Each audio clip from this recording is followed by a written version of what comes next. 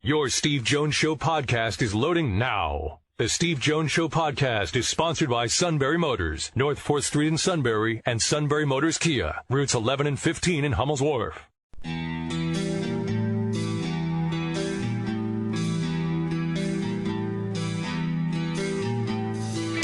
Sports talk where your voice counts. This is the Steve Jones Show on News Radio 1070 WKOK.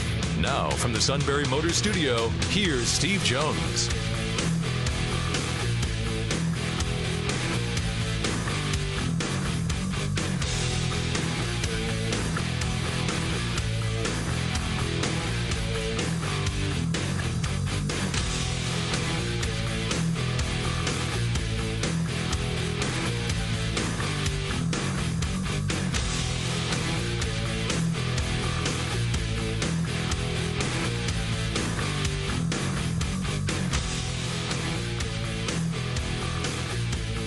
Good afternoon, Steve Jones Show. News Radio 1070 WKOK. We're streaming at WKOK.com on our new Sunbury Broadcasting Corporation app.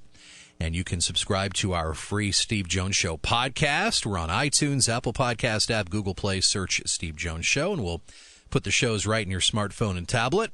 On demand anytime, anywhere. And you can also get access to 3 months of previous shows. That's on our podcast archive page at stevejonesshow.com. Sean Carey here. Steve will be there in a smidge in the Sunbury Motors Studio. Sunbury Motors, Ford, Lincoln, Hyundai, North 4th Street, Auto Plaza, Sunbury, and Sunbury Motors Kia on the Strip, routes 11 and 15 in Hummel's Wharf. You can also get in contact with us anytime. Our email is stevejones, one word, stevejones at WKOK.com. We'll be with you live till 5. At 5:06, we'll have our late day news roundup. Taylor Schultz will be at the anchor desk this afternoon. She'll be with you till 6:30 on 1070 AM. Then we will head to Phillies baseball tonight at Citizens Bank Park as the Fightins will be looking for their third straight victory against the Mets. Phillies have won the first two of this 4-game series by hitting 4 home runs in each contest. And this is the first time that Philly has accomplished that feat in consecutive games since May 21st and 22nd in 2009. And the Phillies wound up advancing to the World Series that year. Michael Franco homered for the second straight game last night. He was joined also by Rhys Hoskins, Brad Miller, and Scott Kingery last night.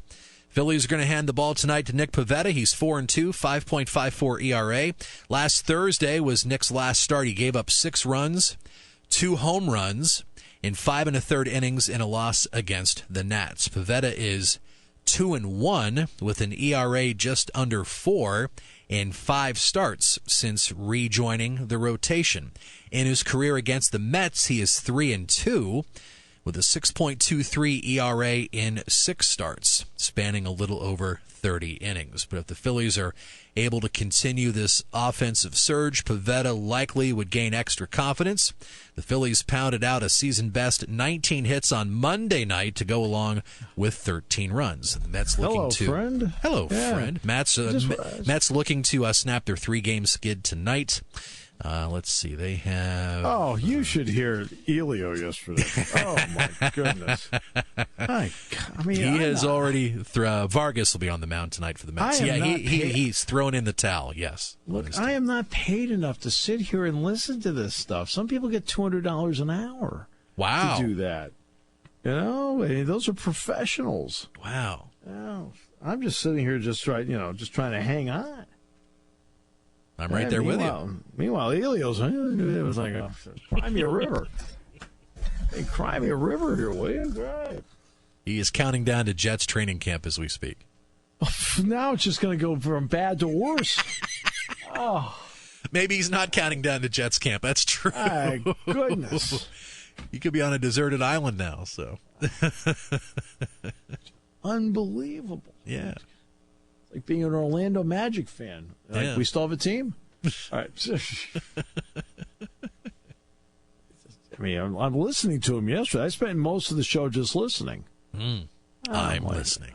Like Fraser Crane. I'm listening. I'm listening. Right. At one point, I actually got up, made a sandwich, came back. He was still talking and complaining about the Mets.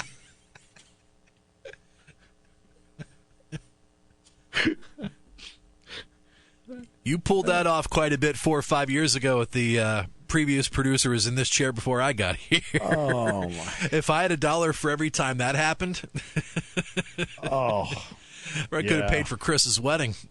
I know. And Megan's. Yeah. Oh, Kevo would go off on those tangents, and it was one complaint after another. I'd be sitting here. I mean, it was interesting. In some ways, I felt like a hostage, yet there's something about him where you never get Stockholm Syndrome. So, I mean, it's...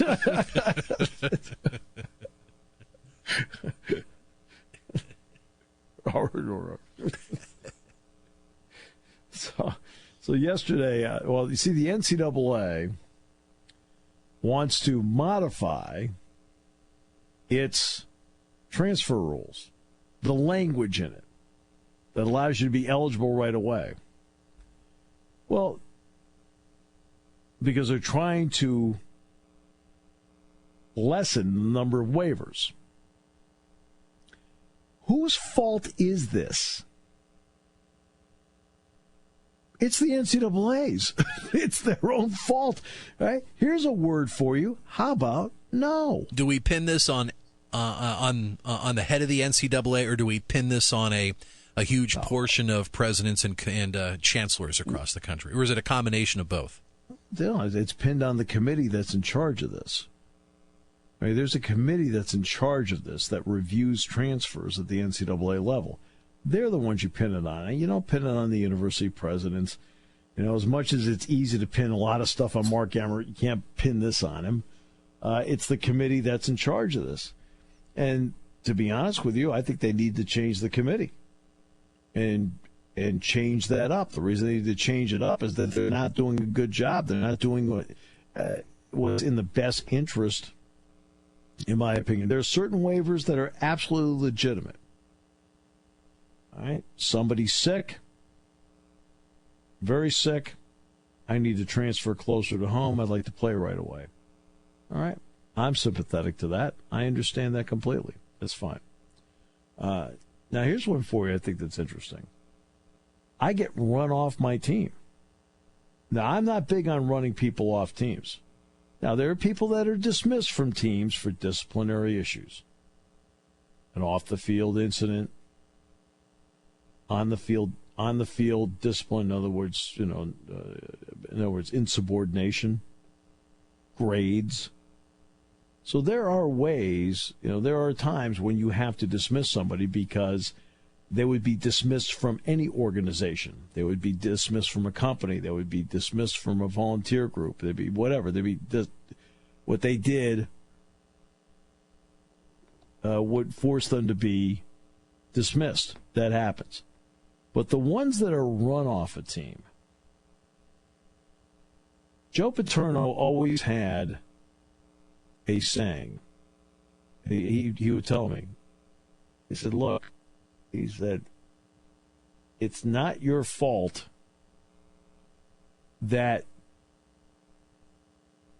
you didn't reach what we thought you could, because there's only so far, maybe talent-wise, you can take it. You've done everything right, but you're not as talented as other people. It just didn't work. Well, it's our fault for recruiting you. But it's not going to be our fault getting rid of you. We committed to you. You're going to stay. We made the commitment to you. Well, there's been a period of time where you've heard about people being run off. Well, to me, somebody who's run off a team and now suddenly is looking around saying, now what do I do? That's somebody else that maybe you have to seriously consider allowing them to be eligible right away. I know I've been very hard on Tate Martell and the transfer from Ohio State to Miami. The more and more you read about it, the more and more I'm wondering, and I don't know it for a fact, but the more I'm wondering if he was run out of there. So that's another factor. But the vast majority, I'll tell you, Shea Patterson at Michigan, there's no way he should have been eligible last year to play right away. That's No interesting way. you bring up the angle about Tate Martell being possibly run out of there, because that was the big red flag that we discussed quite a bit on the show. It's like, wow, all of a sudden he is in this starting role at another school, which felt like it happened lightning quick. Yeah, well, then he went to a school that needed somebody. Sure. I mean, that's the key. Shea Patterson went to a school that needed somebody. All right. Now you get Brandon Peters, who got beat out at Michigan. He's now transferred to Illinois. But now the more you read about Tate Martell, the more I'm wondering if he was run out of there. Well, if you're run out of someplace, when it comes to coaching changes, I do not in any way, shape, or form believe that somebody should be eligible to play right away someplace else if they lose their position coach or their coordinator. But when the head coach changes, which means the entire staff is changing, that's something on a case-by-case basis that needs to be considered. But a position coach, coordinator, no. And believe me, people can adapt, too. Mike Hall was recruited by Joe Paterno's staff. Ron Vanderlinden was his coach. Right? Then Bill O'Brien came in. And Ted, they kept Ron on as his position coach, but the coordinator, Ted, came in and he was the coordinator. And then he gets to his senior year, and James Franklin's his head coach, and Brent Pry is his position coach. And he ends up being second-team All-American. So you can adapt. I know we have so much emphasis on, quote, the individual these days. But players are asked to do different things, just like people in companies are asked to do different things. Brandon Short was the linebacker here. Brandon Short, in 1999, plays defensive end. That's what they needed. Rich Malott came here as a running back. Senior year, he's a linebacker. Michael Robinson played a wide variety of positions while being the backup quarterback. Then his senior year, he was just the quarterback. Look at all the positions Mike Gooman played. Mike Gooman played tailback, he played corner, and he played wide receiver. That's what Penn State needed him to do. And guess what? He ended up being an H-back in the NFL and had a 10-year NFL career. So you're asked to move around. You're asked to adapt. And I think sometimes that, in this particular era, I happen to be a boom, and you tell everybody what your position. That's what I am. Well, guess what? You got to figure out a way to adapt. And I think sometimes we underrate the adaptability of individuals. Trace McSorley now is very willing to return punts because guess what? That's going to keep him in the NFL. That kind of versatility.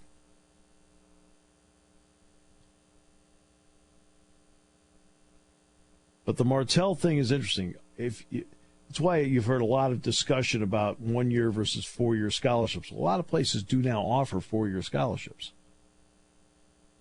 And to me, if a player is run off for no other reason than I want your scholarship, I think that player should be allowed to transfer and play right away.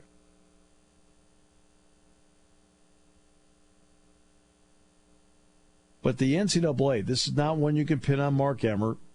It's not one you can talk about with the university president. There's a specific committee that handles this, and the bottom line is they've done a lousy job. They've done a lousy job. They have not helped the sport by how they've handled the last year. They haven't helped it. So they've changed the language to help them make decisions when all you have to do is look over the gun. No. You're only leaving because you don't want to compete with somebody. You're out. I mean, you swear you don't really, you swear that they don't have a clue as to who they're talking to or dealing with. They're just making decisions without much knowledge of anything.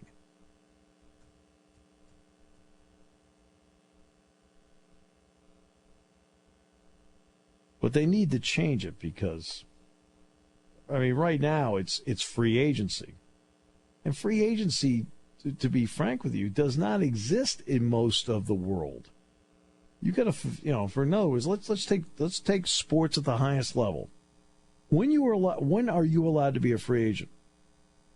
You're allowed to be a free agent when your contract is up.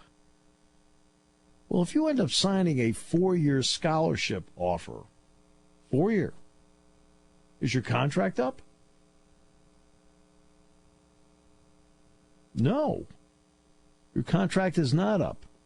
So when we look at free agency in professional sports, J.D. Martinez does not go to the Red Sox until his deal with the Arizona Diamondbacks is up. Kevin Durant today has an opt-out clause in his contract. Well, on July 1st, Kevin Durant, he announced today he'll opt out, and he'll be able to sign with any team he wants on July 1st, just like he did a couple of years ago when he signed with Golden State when he left Oklahoma City. But that's because, quote, based on that clause, his contract is up. Kevin Durant could not, in midstream, leave.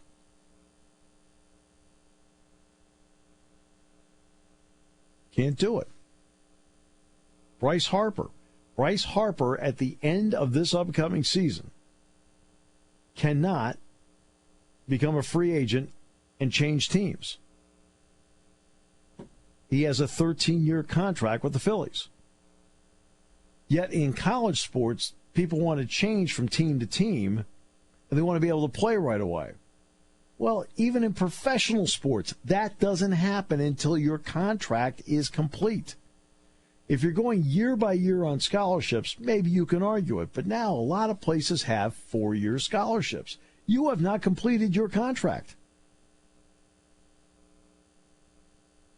And the NCAA doesn't seem to get that part. This committee sits there, and a guy who wants to move back because his grandmother's sick or his mom's sick, go from coastal Carolina to Virginia Tech, but because she lives 106.2 miles away instead of 100 miles, they say no. I believe they've since changed it, but originally they said no. What? There's no rhyme or reason as to what they do. The left hand doesn't know what the right hand is doing. And I think that when we look at intercollegiate athletics, that scholarship is a contract. We on our end will pay for your tuition. We will pay for your room. We will pay for your books. We will pay for your food. In exchange, you will get a free education, and you get to play for our football team. And we hope sincerely you do extremely well. We'd like to thank Mr. Barkley for being a part of the Penn State group. But I mean, that's an agreement. I mean, it's signed. We talk about signed letters of intent. Well, you sign anything.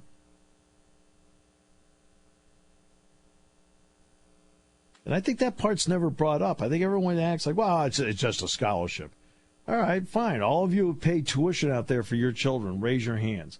And in the process, think about how painful it was for you to write those checks all the time, because it probably took away part of your freedom as an adult because you properly, out of love, sacrificed for your children. Well, guess what? You would have loved to have seen your child have a scholarship. It certainly would have made your life as a parent and an adult financially easier. That's why I love when they ought to do, they need to be paid. They're making all this money off their backs, the whole thing. It's like, come on. Even in professional sports, you have to finish your deal before you're allowed to move on. My goodness, Major League Baseball, you got to be with your team for 6 years before you can go. 6 years. So even in professional sports, there is a freedom. It seems like there's more freedom right now in college sports than professional sports. All right, we'll come back with more in a moment on News Radio 1070 WKOK, brought to you by Sunbury Motors.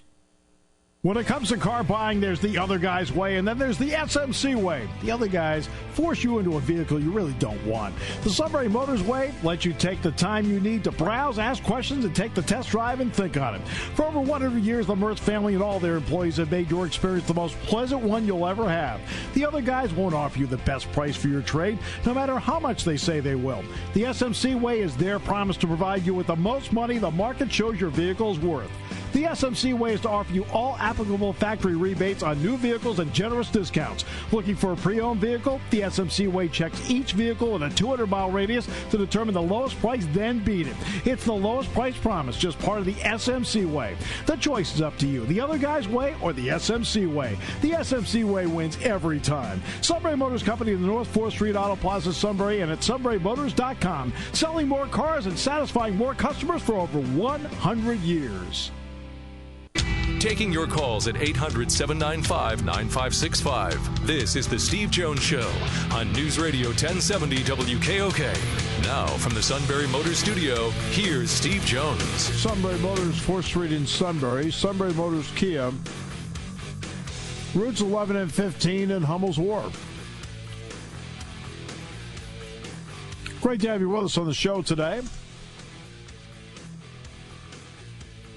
They want to change the language in the transfer rules. Well, here's one. I'll give you one way they could change the language. Say no. I believe we just changed the language in the transfer rules. So what they want to do is they want to change a couple of words in it. And I think they're like extraordinary and extenuating are the two of the words they want to include in this. Just by changing the words, they feel that will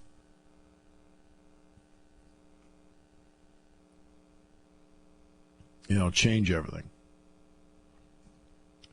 So they want to, quote, clarify the process. All right. So,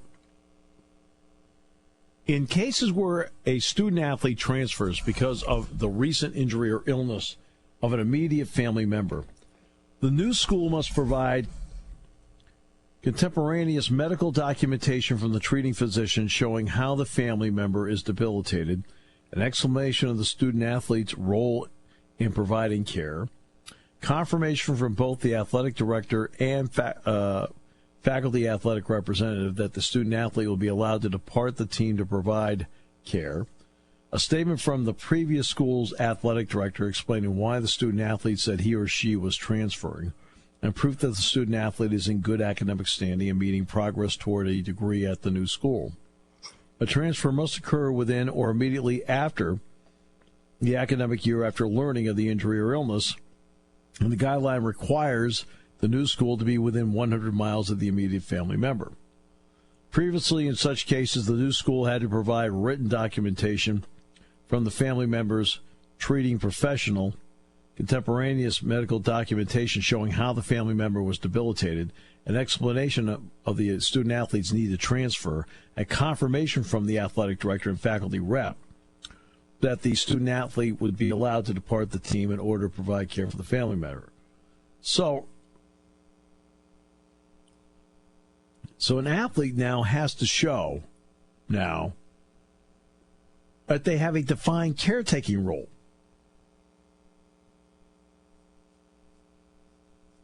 You have to show that you're in a defined caretaking role? How about Nana's sick and I want to go? And I want to be near her.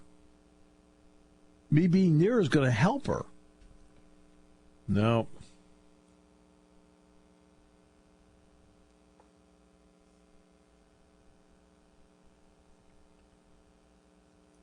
A player transferring because of his or her own injury or illness must have his or her former school provide contemporaneous medical documentation from the student-athlete's treating professional showing that the student-athlete is debilitated and was receiving treatment before the transfer. Let's see. Other changes. when a school requests a waiver because it asserts a student athlete no longer has the opportunity to participate at his or her previous school, the new school must provide proof that the student athlete is in good academic standing and meeting progress toward degree requirements at the new school, and a statement from the previous school's athletic director indicating whether the student could return to the team, whether the student was dismissed from the team and the date of the dismissal, whether the student was in good academic standing at the time of the departure, and the reasons the student gave the previous school for the transfer. Previously, in such cases, the new school had provided confirmation the student could not return to the team for reasons outside his or her control. A statement from an academic authority indicating the student athlete was in good academic standing and met progress toward degree requirements, and a statement from the previous school detailing its position of the request. Okay, here's one for you. Let me give you two words that's not really in the lexicon of the NCAA. Common sense. Just look at the situation and deal with it with common sense. Stop dealing with all the mumbo-jumbo. Gee, everything. I mean, obviously it's put out there at legalese. The lawyers got to it. They got to do the, because they're afraid they're going to get sued.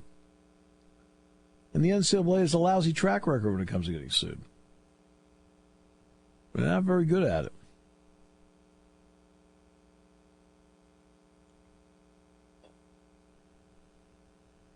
The bottom line is show some common sense, look at each thing individually, and then make up your mind as to what you're reading.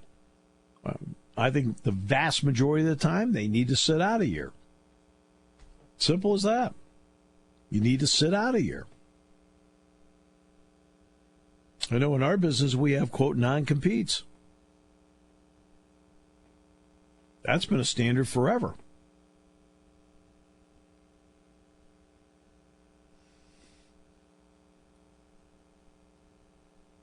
Again, you sign a letter of intent, especially if it's a 4-year scholarship agreement. It's a 4-year scholarship agreement. Guess what? You're in a contract. You haven't fulfilled your end of the contract yet.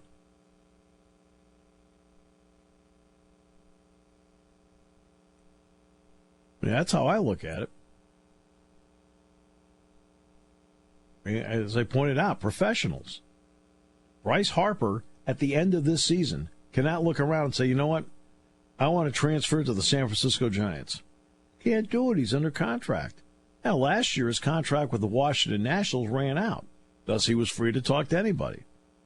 That's how they do on the professional level.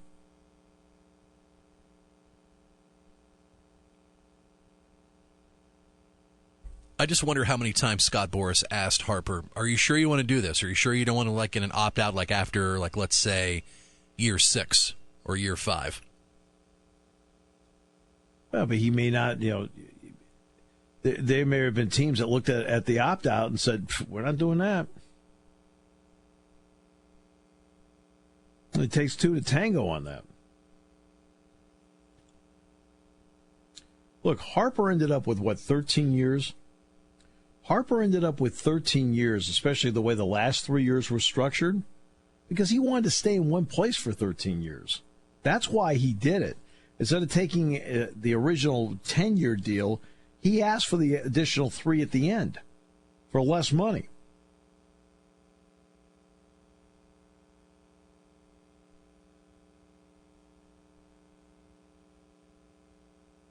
That's the way I understand it.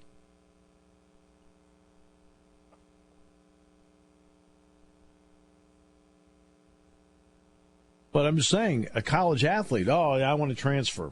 I want to go from Ohio State to Miami. I want to be able to play right away.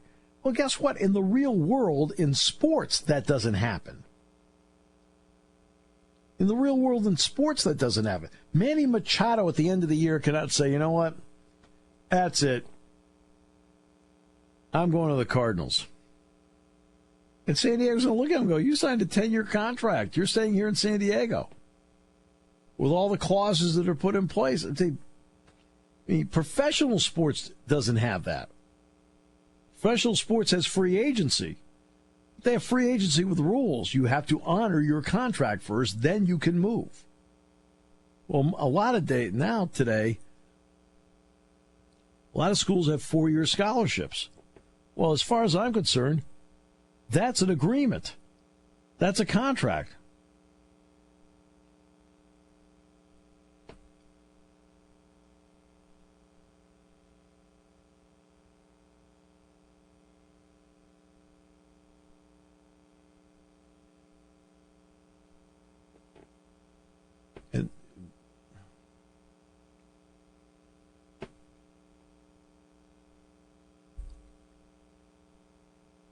I mean, that's what I find interesting about this.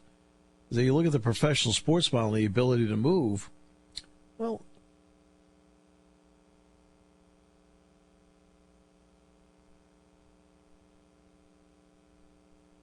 and in professional sports, you can only move once you've fulfilled your end of the deal. Now, it's a wide range here. Some people do give out 4-year scholarships. Many people don't. I mean, it's still a mixed bag.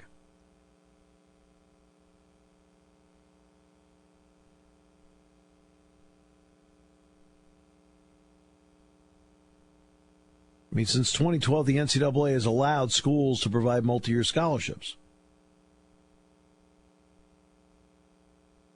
Let's see. As of a couple of years ago, these are not recent, but these are a couple of years ago, Ohio State had 71 4-year scholarships. Let's see. Arizona State had 43. Florida State had 41. Michigan State had 35. Wisconsin had 26. Alabama had 16. Let's see.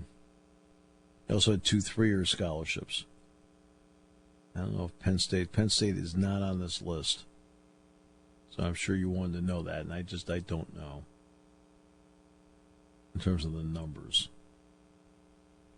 We'll give you some others here. Oklahoma had none.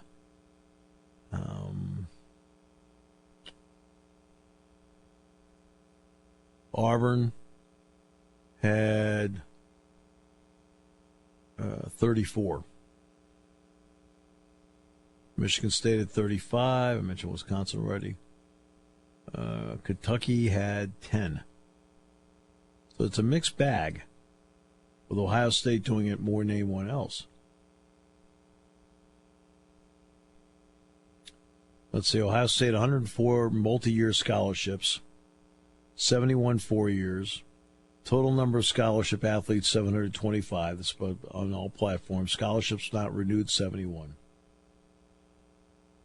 That was as of a few years ago. Where's the Alabama one? Alabama, let's see. Alabama, 18 multi-year scholarships. 4-year scholarships, 16. 2 years, 2. 400 total athletes, 42 not renewed.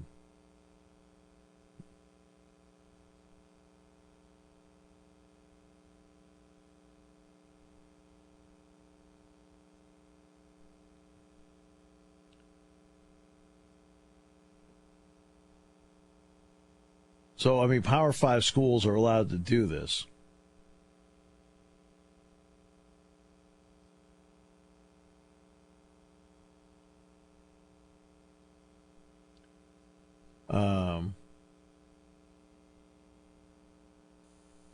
Let's see, the rule will not apply to athletes who are not receiving an athletic scholarship in their first year of enrollment at the university. Example, volleyball player not receiving an athletic scholarship in their freshman year, but promised one of the following 3 years will not receive the protection under the new rule.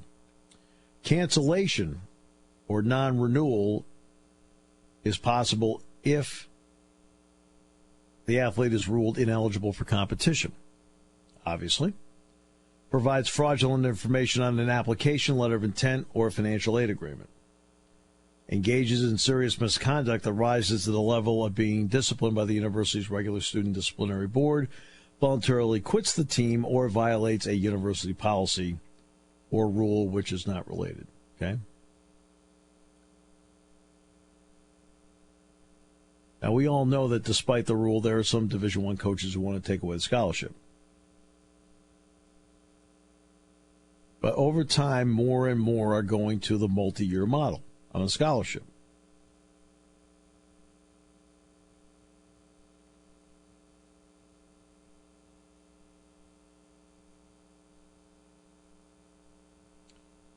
And there is a rule that says, hey, look, you can't have it taken away because you aren't performing well. I know these are all depressing topics. I mean, let's face it. The only time it really starts to get happy around here is when it gets to be August, when it's the great month for some people. Is there anybody in the station that thinks August is the greatest month of the year? Yes, some guy down the hall. Correct. We'll come back with more in a moment here on News Radio 1070 WKOK, brought to you by Sunbury Motors.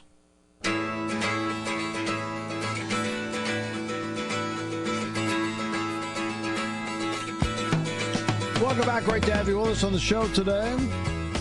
Yes, Chicago.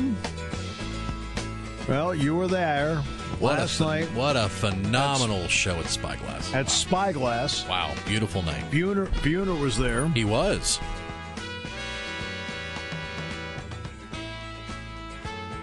Yeah, I wasn't able to get a chance to connect with Buhner, but saw the photos on Facebook. He was with his Buhner Party of 8. Unbelievable. He travels with Entourage now. He does. Unbelievable. Yeah, huge. Yeah. And we mentioned the suit that Chicago was here, and he kept looking around to see if Javier Baez was in town. Well, the people at Spyglass, it took them 5 years to get Chicago into the Valley, and just the way their tour itinerary fell into place. Originally, it was supposed to be end of next month, but then the tour took them to the West Coast at the end of July, so they bumped them up to, hey, beggars can't be choosers. You get a chance to get Chicago, you bring them in. But, 2 great hours of music, nothing but the hits, and, it was just an amazing night last night. I'm glad you had a great time. Yeah, we even followed it up after the show. We were our investigative I-team. We were able to find a set list, a Chicago set list of a show in Canada that they did about 7-10 days ago. And it turns out it was the exact same set list they used last night. So we did for people driving home after the show last night, we played 2 hours of Chicago over on Eagle 107 and had a chance to host that. That was a lot of fun. I bet it was.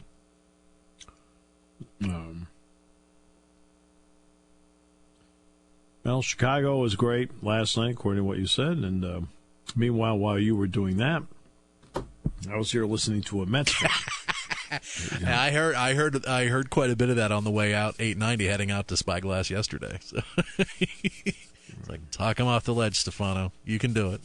I mean, that poor guy. I felt bad for him. Yeah.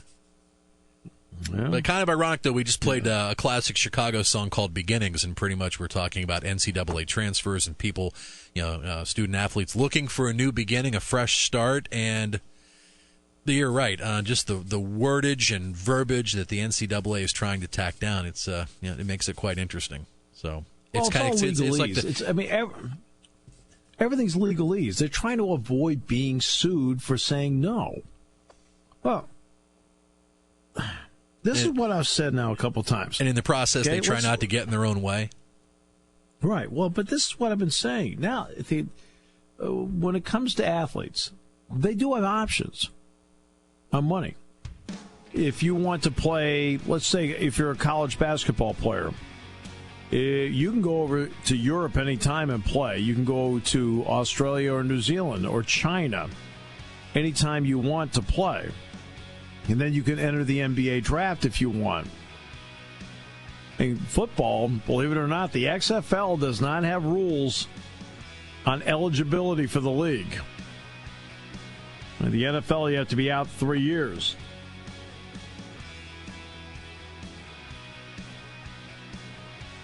And they don't have any. Well, as far as I'm concerned, the NCAA just ought to sit back and say, you know what? This is what we do. We offer scholarships and stipends. And if you transfer, you have to sit out a year. Those are our rules. If you don't like it, you do have other options. If they were the only option in town, then I'd be concerned. You're listening to News Radio 1070 WKOK Sunbury. You can hear us anywhere in the world with the Sunbury Broadcasting Corporation app.